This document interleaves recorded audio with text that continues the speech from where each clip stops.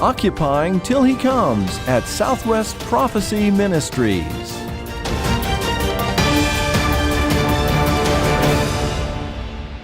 Welcome, friends. This is Dane Rome, your announcer for today's Last Days Beacon program. Thanks for listening. Thanks for joining us. And just a reminder that these programs are supported by your gifts to this ministry. If you would like to contribute to this ongoing faith ministry, which deals with Bible prophecy and current events, simply go to our website to contribute. Our website address is www.swpm.us.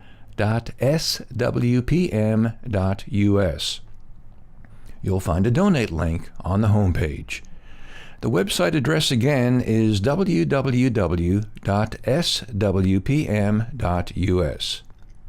Thank you for your prayers and support for this faith ministry. September is anniversary month for Southwest Prophecy Ministries. It was just 2 years ago on September 1st, 2015, that this ministry was launched. In celebration of God's faithfulness and yours, we're offering celebration pricing for September's featured product, the Watchman Chronicles.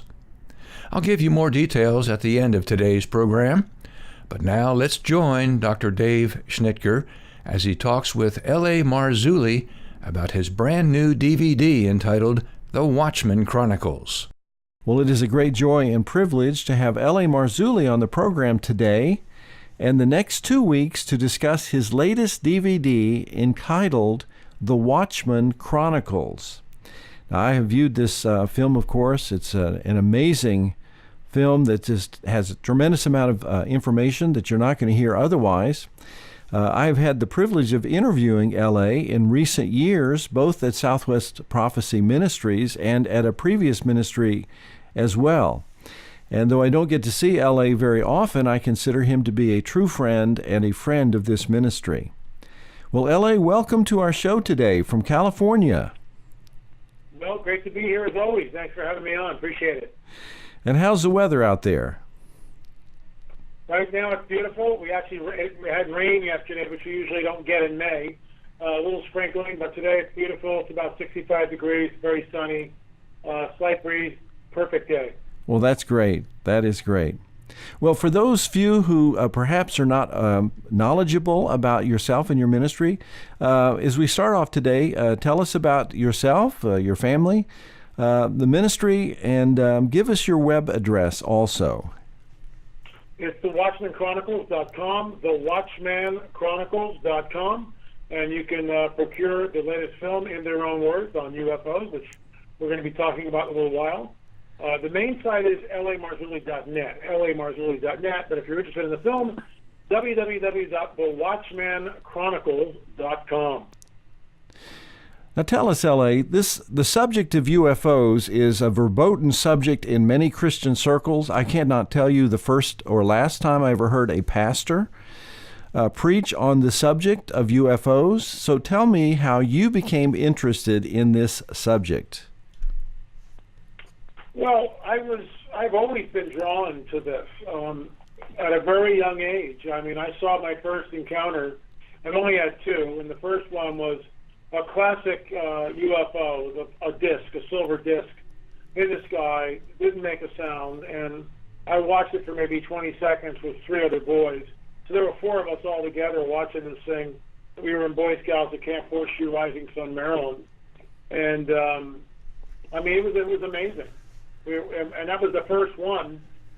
Shortly after that, Eric Von Daniken wrote his book, Chariots of the Gods. I read that book and became a believer that we were visited by ancient astronauts thousands of years ago. Now, as a born-again believing Christian, Bible-believing Christian, my paradigm has shifted drastically since those early teenage years. I'm now 66 years old. I've been a Christian 37 years. And, I look at all the same exact places, the same things that Von Daniken covers in his book, the same subjects that Ancient Aliens covers every Friday night, and we agree, something's going on. But we disagree as to who's behind it. I believe it's the fallen angelic host of heaven. They believe it's extraterrestrials from Zeta Reticuli or wherever. Well, I remember as a youth also reading von Daniken's book, Chariots of the Gods, I believe is his name. Right. And there was a television special. It was quite the rage back in the early 70s in terms of popularizing the view that not only do UFOs exist, but they had a determinative influence on the development of our world. Perhaps piggybacking on that, the research that von Daniken did, do you think that there are ancient records or indications of UFOs and UFO activities on this planet? Well, there certainly are. I mean, we see in the petroglyphs in the Southwest, we have the remains of structures all over the United States and the world, which show the handiwork of something that we would be hard-pressed to do in modernity. And what I mean by that is when we look at SWPM in Peru, and by the way, I'll be down there again in June, helping lead a tour with Stephen Quayle and Tim Alberino, and Anselm will also be there. He's an archaeologist, and very excited about the tour. But when you stand in front of SWPM and look at that huge megalithic wall, and some of those stones weigh up to 120, 150 tons, how are they moved and how are they cut? And we can't do those things today. I mean, well, we can, but at what price? And yet this is done thousands of years ago. I believe SWPM in particular is a pre-flood structure, and all that remains of it is the wall. Whatever was there was long gone. The Inca came into it much later and said that when the Spanish conquistadors came, they said, well, who built this wall? And, who built this? And they said, it was here when we got here, the giants built it. And so I've coined a phrase called Nephilim architecture, fallen angel technology. And that's what I think we're looking at here. Well, you're a Bible-believing Christian. You believe the Bible is the recorded Word of God and inerrant, and I do as well. Would you say that there is anything in the Bible that may, in some ways, resemble UFOs or refer to extraterrestrial beings? Can you say that again, please? I missed that. Would you say that there are any things in the Bible that you would look at, such as in the Old Testament, some of the imagery that may actually give indication that the writers of the Bible believed that there were what we would call UFOs or extraterrestrial beings of some sort? I don't see anything in the Bible that points to extraterrestrials as the definition. Now, if in the true sense of the definition, anything that originates off this planet is, in fact, an extraterrestrial. So when we look at the angelic host of heaven interfacing with mankind, in a classic sense, an angel, an angelic being, whether good or fallen, is an extraterrestrial. But that's not how it's used in the vernacular today, or in the lexicon today. It's always used as someone from another planet. Whereas in the biblical prophetic narrative, we have angelic visitors, but they tell us where they're from. There's no cat and mouse game. They're very, very specific. Like when Daniel prays and the angel shows up and tells him, hey, I was dispatched the moment you said your prayer, but I was restrained by the prince of Persia. It's very, very definitive where they come from, who these beings are. They come from the throne room. Same thing when the angel Gabriel appears to, what's his name? Come on now, in the temple. John the Baptist's father. Help me out, David. What's his name? I'm blanking.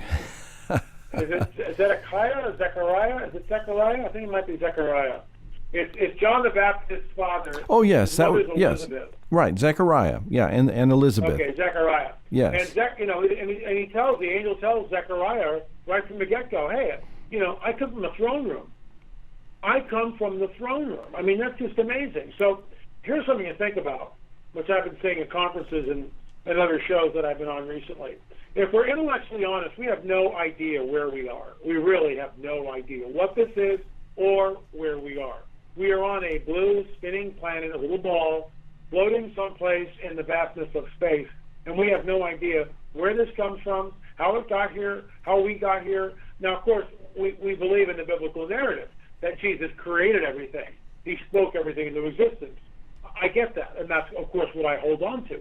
All I'm stating is that I look out and I'm absolutely in awe and dumbfounded at what I see, because I realize that nobody, Stephen Hawking included, has any idea of what this is or where we are and how it got here. End of story. Right. That's quite humbling. And it is a good point that you correctly say, and this was not a trick question, but as I think about it, really there are no examples of UFOs in the Bible because they're all identified. Exactly. They're either angels of God or angels of Satan, but they are identified. So what we're seeing today is, in a sense, a bit different than anything that may have been recorded in the Scripture.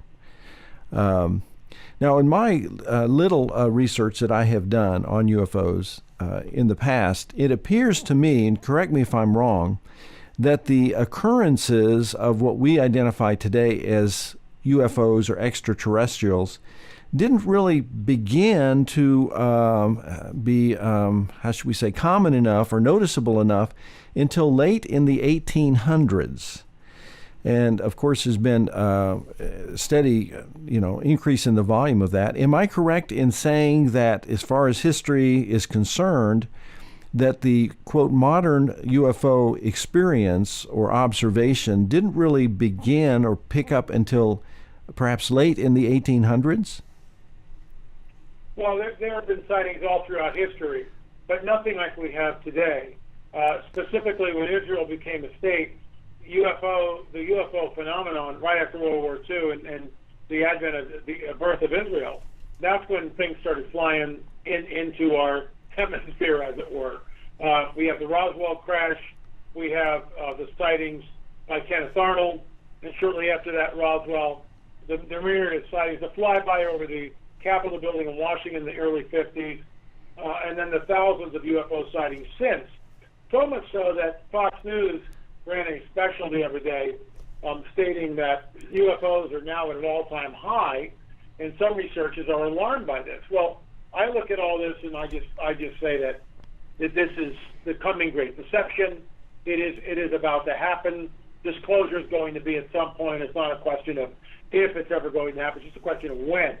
And I think we're on the cusp of something. In the film, in their own words, I sit down with Paul McGuire, and Paul is a real smart guy. And McGuire goes, look, disclosure could happen this year, which was in 2016 when I filmed him, but he's pointing to 2017 as he believes that it certainly could happen at any time. And I concur. I think his assessment is right on. Well, you brought up a point. It's an interesting point. You apparently see a connection between the 1948 signal event, as far as Bible prophecy, that is Israel becoming a nation, and the explosion of UFO appearances. Why do you think do you think there is a causal connection between those two events? Well, I do. I think that Israel sets the prophetic clock ticking. I mean, Hal Lindsey broached that subject. He was, in some ways, one of the first people ever to really go public with that and stated that the end time prophetic clock is now ticking, and I certainly concur with them. I think that that's exactly what's going on. I mean, Hal's getting up there in years, and I'm 66, so I'm getting up there too. But the bottom line is Hal's been banging that drum since the 60s, Late Great Planet Earth, which I read and almost became a Christian after reading that. I mean, I almost became a Christian, but was too caught up in the Beatles and the New Age and gurus and everything else, and so I didn't get on the bandwagon. Had I been out in California, I'm sure I would have been caught up in the Jesus movement, but that wasn't happening on the East Coast. I mean, it was dead there. The East Coast was completely dead. The Jesus movement sprang from Chuck Smith. People can argue that till the cows come home, but it really, the birth of the Jesus movement in the 60s came from Calvary Chapel, specifically from Pastor Chuck Smith. That's what started, and it just burgeoned from there into, there's like scores and scores and scores of Calvary Chapels, not only over the United States, but all over the world now. So it's become basically another denomination, and that's what happens after 40 years. But in the heyday, in the early days, the Spirit of the living God flowed and moved through that. So how we got onto that, I'm not sure. But the bottom line is that the increase of UFOs is exponential. And if you go back in 1950, there was one sighting reported in December of 1950. Fast forward to, let's say, 2016, last year, it's in the thousands. So it is, the phenomenon is not going away. I get people from all walks of life that come in on the record in their own words. The Watchman Chronicles, UFOs are real. And the series is called the Watchman Chronicles. The first one is and the overarching subtitle is In Their Own Words, because people come on the record in their own words. And, you know, David, one of the startling parts of the film is I'm at different conferences asking for a show of hands of people that have actually seen a UFO, had an encounter. And the hands come flying up. And in some cases, they're, 20, 25, 30% of the people in the pews has had an encounter. And that's incredible. And I'll bet if you were to have taken that poll back in the 1950s, you would have been hard-pressed to see anyone, perhaps reticently raising their hand, to admit that they had seen a UFO. Because in the old days, and we're not old enough to know what the old days were, you would kind of be considered a bit crazy or delusional if you were to have admitted a UFO sighting. It wasn't something that you would do in respectable society without your, without your sensibilities being questioned. Is that your perception? Well, that's how things were in the 50s and in the 40s. I mean, and the reason for this was when people started seeing them in the 50s, there was a spin. And the naysayers came on board, the professional debunkers came on board, and anybody who saw one was painted as a kook. I mean, that's how they handled it. And so that is stuck with the media. And when you watch, let's say, Fox News even report something, I show a clip of Gretchen Carlson, who's no longer with Fox. She left for charges of sexual harassment, blah, blah, blah. They're coming out of the woodwork, folks. It's unbelievable. And I wasn't there, so I don't know. But the bottom line is Gretchen Carlson is reading from a teleprompter, and she's talking to another Fox talking head, Trace Gallagher. And she goes, "Hey, Trace, tell us about those little green men, ha, ha, ha." And they just kind of yuck it up like that. And they're told to treat it that way. They're told to treat it lightheartedness. It's all an act. Gretchen's acting, Trace is acting, and no real reporting is ever really done. And then that's called self-disclosure. But then the same news network, Fox News, will run this, and I show this ad too, or this, like a report. It's probably about 2 minutes, maybe 3 minutes tops. UFO sightings are on the rise. And it's all facts and figures, with some CGI thrown in there to make it look somewhat interesting. And they show graphs, and then the graph goes up, and, from Fox News reporting, blah, blah, blah, UFOs are, it's just all managed. Chuck Mitchell would say it's a managed agenda. It is. It's a managed agenda. It's not treated seriously for the most part in this country. However, when the UFO show up, that is the ultimate game changer. And I have wrestled with a passage of Scripture, specifically in 2 Thessalonians chapter 2, for decades, talking about the apostasia. Is it falling away or departure? Is it an apostasy or is it rapture? Could it be both? And I've since I have a new saying. It's called, "We go up, they show up. We go up, they come down." I'll say it again. So it's go up, they show up. They show up. We go up, they come down. Well, we have been prepared in some ways by Hollywood for that kind of appearance. Absolutely. We had a film 20 years ago, Independence Day, recently revised and updated, etc. But it's a repetition of the theme of them showing up and what a crisis it is for humanity.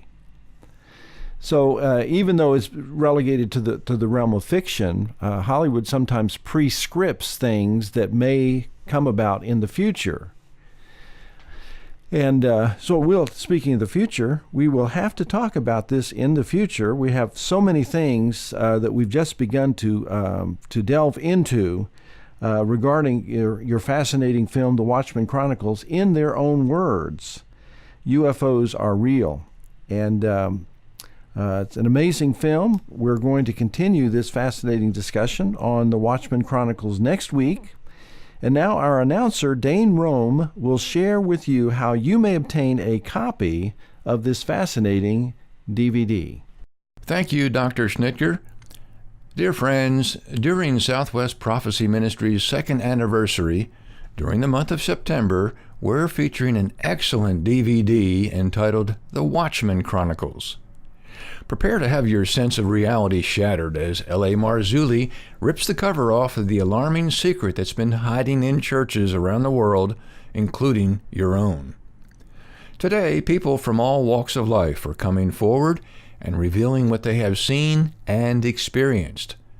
Moms and dads, grandparents, aviation professionals, executives, and blue-collar workers reveal on this DVD the thing that binds them together, that something bizarre is going on. That is their united testimony that I have seen a UFO. You may obtain a copy of the Watchman Chronicles for our second anniversary celebration pricing of a gift of $9.95 plus shipping. That's a 50% off the normal retail price of this DVD. Simply go to the homepage of our website, www.swpm.us, to find the film. The website address again is www.swpm.us. And please join us next week for another Last Days Beacon program brought to you by Southwest Prophecy Ministries. Until then, this is Dane Rome. Thanks for listening.